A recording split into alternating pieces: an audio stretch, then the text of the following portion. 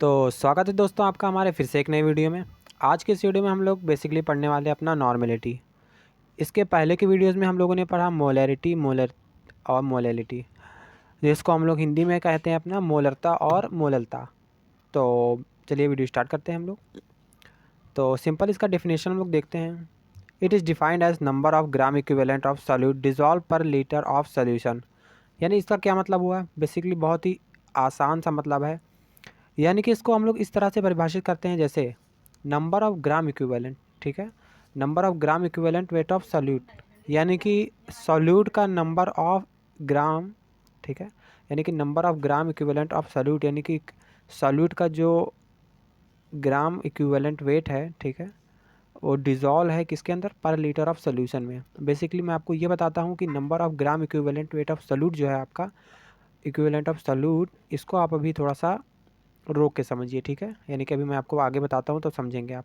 Dissolve पर litre of solution, यानी कि इसको हम लोग हर लीटर में, पर लीटर में डिज़ोल्व कर देते हैं, तो इसी को हम लोग नॉर्मेलिटी कहते हैं। इसको हम लोग डिनोट करते हैं, यानी इसको हम लोग प्रदर्शित करते हैं कैपिटल एन से।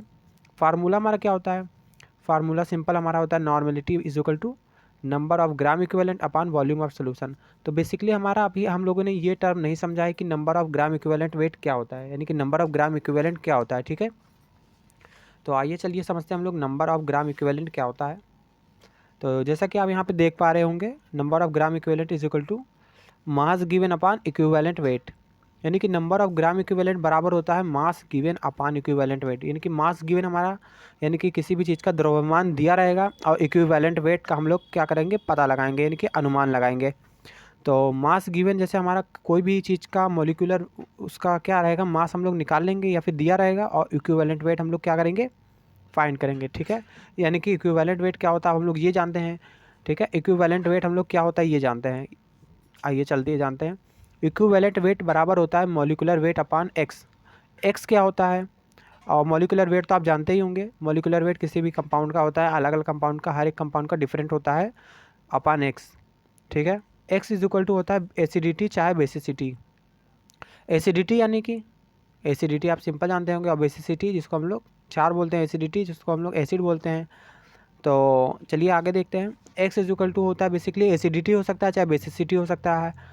अब हम जो समझते हैं कि एसिडिटी और बेसिसिटी क्या होता है, तो in case of acid X is equal to होता है, यानी कि अगर हमारा कोई सोल्यूशन है या सोल्यूट है, वो हमारा एसिड है, ठीक है, तो वो जो है इसमें एक्स जो है हमारा बेसिसिटी माना जाएगा, और बेस में हमारा एक्स एसिडिटी माना जाएगा। सिंपल आप ये समझिए कि बेसिसिटी इज इक्वल टू होता है how much hydrogen ion acid will give after dissolving, यानी कि जब हम अपना एसिड को वाटर में डिज़ोल्व करेंगे तो हम अपना हमारा H प्लस आयन रिलीज़ होगा, जिसको हम लोग बेसिसिटी बोलते हैं। फिर से आप समझिए, जब हम लोग एसिड को वाटर में डिज़ोल्व करेंगे तो हमारा H प्लस आयन रिलीज़ होगा, जिसको हम लोग क्या बोलते हैं? बेसिसिटी। और वहीं पर जब हम लोग बेस को अपना डिज़ोल्व करते हैं वाटर में तो OH माइनस आयन रिलीज़ होते हैं, जिसको हम लोग बोलते हैं एसिडिटी। तो आई होप आप इस टर्म को अच्छे से समझ गए होंगे। अब मैं आपको आगे बताता हूँ, जिसका एग्जांपल क्या हो गया, यानी कि एग्जांपल हम लोग समझते हैं कि एसिडिटी और बेसिसिटी का एग्जांपल क्या हो सकता है। तो find the basicity of HCl and H2SO4, यानी कि बेसिसिटी ऑफ HCl क्या हो सकता है, यानी कि अब हम लोग HCl को अगर वाटर में डिजोल्व करेंगे तो H प्लस आयन कितना निकलेगा? जाहिर सी बात है, एक HCl है तो एक ही निकलेगा, यानी कि हमारा यहाँ पे कितना हो जाएगा? एक हो जाएगा। वहीं पर बेसिसिटी ऑफ H2SO4, यानी कि H2SO4 की क्या हम लोग बेसिसिटी मालूम कर रहे हैं, यानी कि ये क्या हमारा एक एसिड है, इसको हम लोग जब डिजोल्व करेंगे तो ये हमारा H प्लस आयन देगा, जो कि हमारा H2 है, यानी कि दो हाइड्रोजन आयन रिलीज होंगे, तो यहाँ पर हमारा दो हो गया। सिंपल सी बात है। तो आइए आगे समझते हैं हम लोग।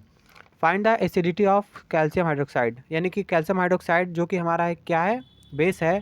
इसकी हम लोग एसिडिटी मालूम करेंगे तो इसकी एसिडिटी क्या हो जाएगी? इसकी एसिडिटी हम लोग OH के टर्म में मालूम करेंगे, यानी कि ये हमारा एक बेस है, इसको जब हम लोग डिजोल्व करेंगे तो हमारा क्या रिलीज होगा? OH माइनस आयन, यानी कि यहाँ पे 2 मॉलिक्यूल्स है, यानी कि यहाँ पे इसका 2 मॉलिक्यूल रिलीज होगा, ठीक है।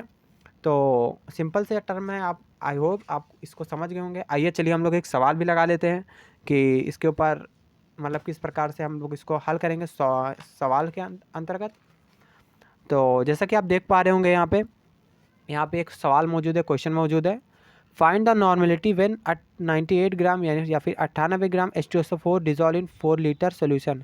यानी कि 98 ग्राम यदि H2SO4 जिसको हम लोग सल्फ्यूरिक एसिड कहते हैं डिजॉल्व है अगर 4 लीटर सोल्यूशन में, तो हम लोग इसकी नॉर्मेलिटी कैसे मालूम करेंगे? तो सिंपल सी बात है, नॉर्मेलिटी का फार्मूला होता है number of gram equivalent upon volume of solution. ठीक है, यानी कि नंबर ऑफ ग्राम इक्विवेलेंट हमारा जो भी रहेगा, क्या रहेगा, नंबर ऑफ ग्राम इक्विवेलेंट हमारा जो भी रहेगा अपान वॉल्यूम ऑफ सोल्यूशन। ये तो हमारा फार्मूला हो गया। तो हम लोग number of gram equivalent wait कैसे निकालते हैं, sorry number of gram equivalent, तो हम लोग क्या निकालेंगे इसको, इज इक्वल टू होता है मास गिवन अपान इक्विवेलेंट वेट। तो हमारा मास क्या रहेगा, मास हमारा दिया हुआ है यानी कि 98 ग्राम, और इक्विवेलेंट वेट क्या होता है, इक्विवेलेंट वेट बराबर होता है मॉलिकुलर वेट अपान एक्स। और मॉलिकुलर वेट क्या होता है, जैसे हमारा मॉलिकुलर वेट, तो मॉलिकुलर वेट हमारा कितना हो गया 98 जो कि दिया हुआ है, और एक्स हमारा क्या है, एक्स हमारा बेसिसिटी चाहे एसिडिटी रहेगा। तो यहाँ पे हमारा कि क्या लिखा हुआ है, H2SO4 एक एसिड है, तो इसका हम लोग क्या मालूम करेंगे, इसका हम लोग क्या मालूम करेंगे बेसिसिटी। तो इसकी बेसिसिटी कितनी हो जाएगी, 2 हो जाएगी, क्योंकि H2SO4 को जब हम लोग वाटर में डिजॉल्व करेंगे तो इसका 2 हाइड्रोजन आयन निकलेगा। तो जाहिर सी बात है इसको हम लोग 2 से डिवाइड कर देंगे। तो जब हम लोग इसको 2 से डिवाइड कर देंगे तो हमारा 49 आ जाएगा। ठीक है, कितना आ जाएगा हमारा 49। तो ये हमारा इक्विवेलेंट वेट हो गया। अब इक्विवेलेंट वेट बराबर क्या होता है, इक्विवेलेंट वेट बराबर होता है हमारा मास गिवन अपन इक्विवेलेंट वेट। तो अब हम लोग अपना इक्विवेलेंट वेट बराबर निकालते हैं, जो कि हमारा कितना है, मास कितना है हमारा 98 और इक्विवेलेंट वेट आया हमारा 49। तो इसको हम लोग एक दूसरे से भाग कर लेंगे तो हमारा कितना आ जाएगा 2। तो जाहिर सी बात है हमारा ये number of gram equivalent weight हो जाएगा, कितना हो जाएगा, number of gram equivalent is equal to 2, यानी कि 2 हो जाएगा। तो नॉर्मेलिटी बराबर क्या होता है, number of gram equivalent upon volume of solution. यानी कि नंबर ऑफ ग्राम इक्विवेलेंट हमारा कितना आया था, नंबर ऑफ ग्राम इक्विवेलेंट हमारा आया 2। ठीक है, और वॉल्यूम ऑफ सोल्यूशन हमारा क्या है, जाहिर सी बात है हम लोगों ने अपने 4 लीटर के सोल्यूशन में इसको डिजॉल्व किया है, तो जाहिर सी बात है यहाँ पे 4 लिखा जाएगा, क्योंकि volume of solution in litre रहता है। ठीक है, फार्मूला हमारे इन लीटर में है, देख सकते हैं आप फार्मूला मैं आपको दोबारा दिखा देता हूँ। यानी कि हमारे जो नॉर्मेलिटी का फार्मूला है यहाँ पे इन लीटर में लिखा हुआ है ना, तो हमारा इन लीटर में ही टर्म रहेगा। यानी कि हम लोग जब डिवाइड करेंगे तो उसको इन लीटर में ही करके करेंगे।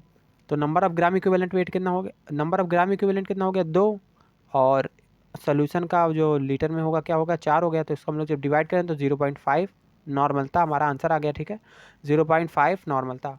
तो इसी के साथ हम लोगों ने अपना नॉर्मलता अच्छे से समझ लिया है। आई होप आपको सब चीज़ समझ में आई होगी।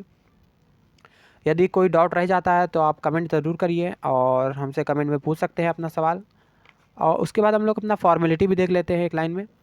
Formality of a solution is defined as number of formulas of solute. यानी कि जब भी हमारा कोई सोल्यूट ठीक है डिजॉल्व करते हैं तो हमारा आयनिक, जब कोई आयनिक कंपाउंड रहता है तो उसको डिजॉल्व करते हैं तो हमारा कुल मिला के वो फॉर्मेलिटी के टर्म में आता है।